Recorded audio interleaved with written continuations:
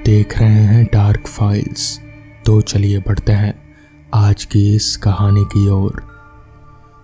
मेरा भाई मानव मुझसे 3 साल बड़ा है और वैसे वो बहुत स्ट्रांग भी है और कभी किसी चीज़ से नहीं डरता। गर्मियों की छुट्टियों की बात है। हम लोगों ने एक दूसरे घर में शिफ्ट किया था क्योंकि पापा का बार बार ट्रांसफ़र होता रहता था।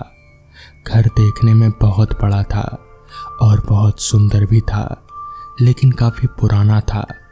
वहाँ के लोग दबी आवाज़ में उस घर के बारे में कुछ ना कुछ कहते रहते थे कि वहाँ कोई भूत प्रेत या कोई नकारात्मक शक्ति जैसी कोई चीज़ है। लेकिन मेरे घर वाले इस बात को नहीं मानते थे और कहीं ना कहीं हम लोगों को ये भी मजाक भी उड़ाया करते थे। पापा तो सीधे यही बोलते थे कि जो लोग इतना बड़ा और अच्छा घर अफोर्ड नहीं कर सकते वही लोग ऐसी बातें बनाते हैं ताकि कोई और भी वो घर ना ले सके। और कभी कभी एक बिल्डर भी ये काम करता है ताकि प्रॉपर्टी के रेट डाउन कराकर वो प्रॉपर्टी को अपने मनचाहे रेट में खरीद कर उसमें कुछ भी बना दे ताकि उसको मुनाफा हो सके।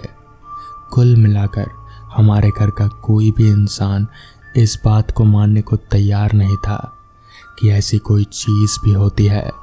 खैर, हम लोग वहाँ शिफ्ट हो गए। शुरुआती पहले हफ्तों में कुछ दिक्कत नहीं हुई क्योंकि हम सब साथ में सोते थे। अब इतना बड़ा घर था और हम लोगों को अलग सोने या रहने की आदत नहीं थी।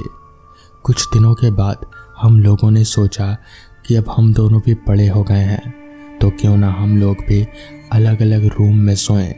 फिर क्या था, मेरा भाई मानव उसने डिसाइड किया कि अब से वो एक अलग रूम में सोएगा और उसने अपना एक रूम चूज़ कर लिया। चूँकि मैं बहुत छोटा था तो मैंने मना कर दिया।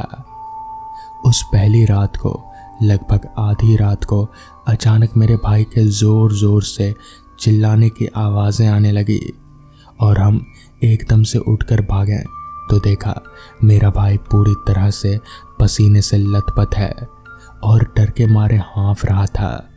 जैसे ही उसने मम्मी पापा को देखा वो एकदम से भागकर उनके गले लग गया और रोने लगा। कहने लगा कि वो यहाँ अकेले नहीं सोएगा। अगले दिन फिर मेरे भाई ने जिद पकड़ ली कि वो अलग ही सोएगा। कल तो पहली बार था तो शायद इसीलिए उसे अच्छा नहीं लगा। अब मम्मी पापा भी मान गए और फिर उसी रूम में जाकर वो सो गया।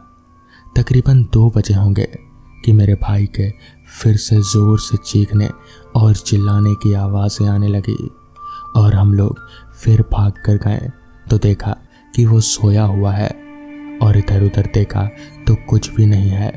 हमें लगा कि शायद हमारे कान बजने लग गए हैं और हम फिर वापस से जाकर सो गए। अगले दिन सुबह भाई कुछ कमज़ोर सा लग रहा था। अचानक से मानो जैसे कितनी रातों से सोया ही नहीं हो। मम्मी ने उसको कहा कि तू ऐसा मत कर, वहाँ मत सो, हम लोगों के साथ सो जाया कर। लेकिन पता नहीं उसको क्या हो गया था, जैसे कोई भूत सा सवार हो गया हो। वो मान ही नहीं रहा था। उस दिन मैंने सोचा क्यों ना मैं भी अपना बेड वहीं लगवा लूँ, दोनों साथ में सो जाएंगे और भाई को डर भी नहीं लगेगा और कंपनी भी मिल जाएगी। फिर क्या था, मैंने भी अपना बेड वहीं लगवा लिया। उस रात ठीक 2 बजे भाई ने जैसे ही चीखा मेरी आंखें खुल गई और मैंने देखा एक बूढ़ी लाल बालों वाली औरत भाई के गले पर बैठकर अपनी लंबी लंबी जीभ से उसे चाट रही थी और भाई चीखे जा रहा था। और ये सब देखकर मेरी अपने बेड से उठने की हिम्मत नहीं हुई। बस मैं अपने चादर में मुंह डालकर वो सब देख रहा था। जैसे तैसे सुबह हुई और सबसे पहले मैंने ये बात मम्मी और पापा को बताई। वो लोग तो मेरी इस बात पर भरोसा ही नहीं कर रहे थे कि भाई ने भी बोला कि ये सही बोल रहा है, लेकिन उसने मुझसे बोला कि मैं अगर ये बात किसी को बताऊंगा या फिर अलग कमरे में सोऊंगा तो वो सबको मार डालेगी। इसलिए मुझे ना चाहते हुए भी वहाँ सोना पड़ता है। बस फिर क्या था, मम्मी पापा ने वहाँ के लोकल से बात की तो पता लगा ये घर एक बहुत ही खूंखार और बहुत बुरी लाल बालों वाली बुढ़िया का घर था। और अपने आखिर दिन में वो अपने बेड पर ही सड़ सड़ कर मर गई। और जैसे ही हमें इस बात का पता लगा तो सबसे पहले हमने उस बेड को जला दिया ताकि वो दोबारा ना आ सके। अब हम और भी रिलैक्स्ड हैं कि अब कोई परेशानी नहीं होगी और हम फिर उसी रूम में जाकर सो गए। लेकिन जब आधी रात हुई तब फिर से वही सब भाई के चीखने चिल्लाने की आवाज़ से और फिर वही लाल बूढ़ी वाली औरत भाई के मुंह को अपनी जीभ से चाट रहे थे। और फिर अगली सुबह ही हमने वो घर हमेशा हमेशा के लिए छोड़ दिया। तो दोस्तों, ये थी आज की पहली कहानी। तो चलिए बढ़ते हैं आज की दूसरी कहानी की ओर। गांव के चौपाल पर बैठकर अभी हम 4 दोस्त बातें कर ही रहे थे कि तभी उनमें से मेरे एक दोस्त अजय ने कहा, कल मैं अपने मामा के घर जा रहा हूँ, तुम लोग चलोगे क्या मेरे साथ? जिस पर मैंने कहा, अरे नहीं भाई, खामखा मामा जी और उनके परिवार वालों को तकलीफ देकर क्या फ़ायदा। जिस पर अजय ने कहा, मामा जी को कोई तकलीफ नहीं होगी, वो अकेले रहते हैं, उनका इस दुनिया में हमारे सिवा और कोई नहीं है। और हाँ, अगली बार जब मामा जी आए थे तो उन्होंने मुझसे कहा था कि जब मेरे घर आना तो अपने दोस्तों को भी लेते आना। अजय के काफी जिद करने के बाद हम सभी दोस्त मान गए और हमने तय किया कि हम कल दोपहर का खाना पीना खाकर 3 बजे वाली ट्रेन पकड़ेंगे, जिसके बाद हम अपने अपने घर आ गए और सारी तैयारी करने के बाद अगले दिन दोपहर का खाना पीना खाकर गांव के चौपाल पर पहुंचे और वहां से गांव के रेलवे स्टेशन की तरफ चलते बने। जब हम स्टेशन में पहुंचे तो वक्त हो रहा था दोपहर के 2:30 बजे का। लिहाजा हमने टिकट कटवाया तो हमें पता चला कि हमारी ट्रेन आधा घंटा लेट चल रही है। ये सुनकर मेरे तीनों दोस्त मायूस हो गए, जिस पर मैंने कहा, छोड़ ना, कोई बात नहीं, बस आधा घंटा ही लेट चल रहा है ना, 2 घंटा तो नहीं है ना। ये सुनकर मेरे दोस्तों के चेहरे पर हल्की सी मुस्कान आई और हम बैठकर ट्रेन का इंतजार करने लगे। करीब 1.25 घंटा इंतजार करने के बाद हमारी ट्रेन प्लेटफॉर्म पर आकर लग गई और हमारी ट्रेन में बैठने के 10 मिनट बाद ही ट्रेन खुल गई। अभी हमारी ट्रेन बस 2-4 स्टेशनों को पार की ही थी कि तभी बारिश शुरू हो गई, वो भी मूसलाधार। इतनी तेज बारिश को देखकर अजय ने कहा, अरे यार, अगर ऐसी बारिश होती रही तो हम फंस जाएंगे, क्योंकि काफ़ी बारिश होने पर स्टेशन से मामा के घर जाने वाला रास्ता पूरी तरह से डूब जाता है। खैर, अब हम कर भी क्या सकते हैं, क्योंकि बारिश रोकना ये हमारी तो क्या किसी भी इंसान के बस की बात नहीं है। करीब 5 घंटा ट्रेन में बिताने के बाद जब हम मामा के घर के स्टेशन पर उतरे तो भी बारिश काफी जोरों शोरों से बरस रही थी। मैंने जब इधर उधर देखा तो मुझे लगा ही नहीं कि यह कोई स्टेशन है, क्योंकि ना तो मुझे वहां स्टेशन का नाम दिख रहा था और ना ही प्लेटफॉर्म पर होने वाली किसी तरह की चीज। पूरा इलाका बस घुप अंधेरे में डूबा हुआ था। ट्रेन से भी बस हम 4 दोस्तों के अलावा और कोई उतरा नहीं था।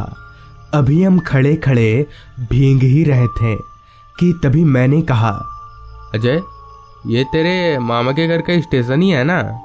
हम कोई गलत जगह पर तो नहीं उतर गए ना? इस पर अजय ने कहा, हाँ हाँ भाई, यही है, वो देख स्टेशन मास्टर का कमरा।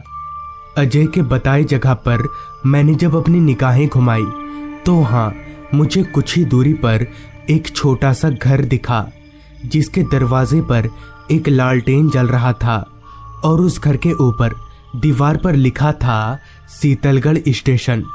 हम चलकर स्टेशन मास्टर के कमरे में गए तो वहाँ एक अधेड़ उम्र का आदमी स्टेशन मास्टर के यूनिफॉर्म पहनकर चेयर पर बैठा हुआ था। हम देखते ही समझ गए कि यही स्टेशन मास्टर है, जिस पर अजय ने कहा, हमें लालगंज गांव जाना है, तो अभी कोई रिक्शा या बैलगाड़ी मिलेगी? जिस पर उस स्टेशन मास्टर ने कहा, काफी देर से बारिश हो रही है, जिस कारण पूरा रास्ता पानी में डूबा हुआ है। कोई सवारी तो दूर, आप लोग पैदल भी नहीं जा सकते। ये बात तो अजय ने हमें पहले ही बता दी थी, मगर इस मूसलाधार बारिश में हम पूरी रात कहाँ बिताएंगे? जिस पर मैंने स्टेशन मास्टर से कहा, मगर हम लोग इस बारिश में कहाँ जाएंगे? आप रुकने के लिए कोई जगह बता सकते हैं? इस पर स्टेशन मास्टर ने कहा, नहीं, इस मामले में मैं आप लोगों की कोई मदद नहीं कर सकता। निराश होकर हम उस कमरे से बाहर निकले।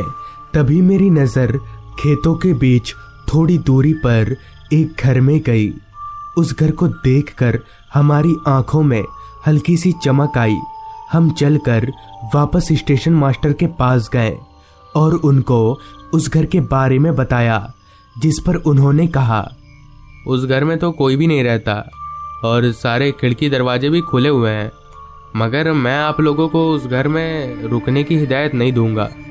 स्टेशन मास्टर के मुंह से ये सुनकर मैं समझ गया कि ये कोई भूत प्रेत का मामला है। जिस पर मैंने कहा, क्यों, उस घर में भूत रहते हैं क्या? इस पर स्टेशन मास्टर ने अपना सिर हाँ में हिलाया, जिस पर हम सभी दोस्त जोर जोर से हंसने लगे और स्टेशन मास्टर से बोले, हमें डर वर नहीं लगता, हम रह लेंगे, आप बस हमें एक लालटेन दे दीजिए। इस पर स्टेशन मास्टर भी तैयार हो गए, जिसके बाद उनके पास से एक लालटेन लेकर हम बारिश में भीगते हुए उस घर के पास पहुंचे तो सच में वो घर खाली पड़ा हुआ था और उस घर को देखने से ही पता चल रहा था कि उस घर में काफी सालों से कोई नहीं रहा। हम चलकर उस घर के अंदर आगे बढ़े तो अंदर का माहौल पूरी तरह से अंधेरे में डूबा हुआ था।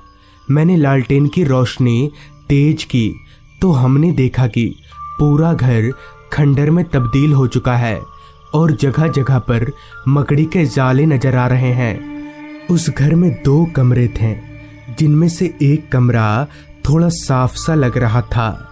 तो हम उस कमरे में जाकर बैठ गए और लालटेन को कमरे के बीच में रख दिया ताकि कमरे के चारों तरफ हल्की रोशनी आ सके। सुबह से ट्रेन में लंबे सफर तय करने के बाद हम काफी थक चुके थे, मगर हैरानी वाली बात तो ये थी कि हम में से किसी को भी हल्की सी भी नींद नहीं आ रही थी। हम बैठकर अभी बातें कर ही रहे थे कि तभी हमारे कानों में एक अजीब सी आवाज आई, मानो कोई किसी चीज को जोर जोर से पटक रहा हो। उस आवाज को सुनकर मैंने कहा, ये कैसी आवाज है और कहां से आ रही है? जिस पर अजय ने कहा, लगता है भूत आ गया। अजय की ये बात सुनकर मैं उठकर खड़ा हो गया और लालटेन लेकर कमरे से बाहर निकला ताकि आवाज कहां से आ रही है उसे ढूंढ पाऊं। ढूंढते ढूंढते मैं बगल के कमरे में आ गया तो वहां मुझे जमीन पर एक काफी बड़ा काला कपड़ा गिरा हुआ दिखा। उस कपड़े को देखकर मैं थोड़ा सहम गया, क्योंकि अभी जब मैं थोड़ी देर पहले इस कमरे को देखने आया था तब तो यहाँ कोई कपड़ा नहीं था, तो ये कपड़ा आया कहाँ से? अभी मैं ये सोच ही रहा था कि तभी वो कपड़ा अचानक से हवा में उड़ने लगा।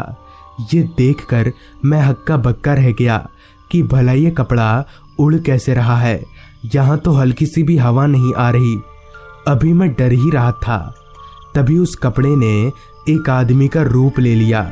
ये देखकर मेरा पूरा शरीर जोर जोर से कपकपाने लगा और मैं दौड़कर अपने दोस्तों के कमरे में गया, जहाँ का नज़ारा देखकर मैं और सहम गया।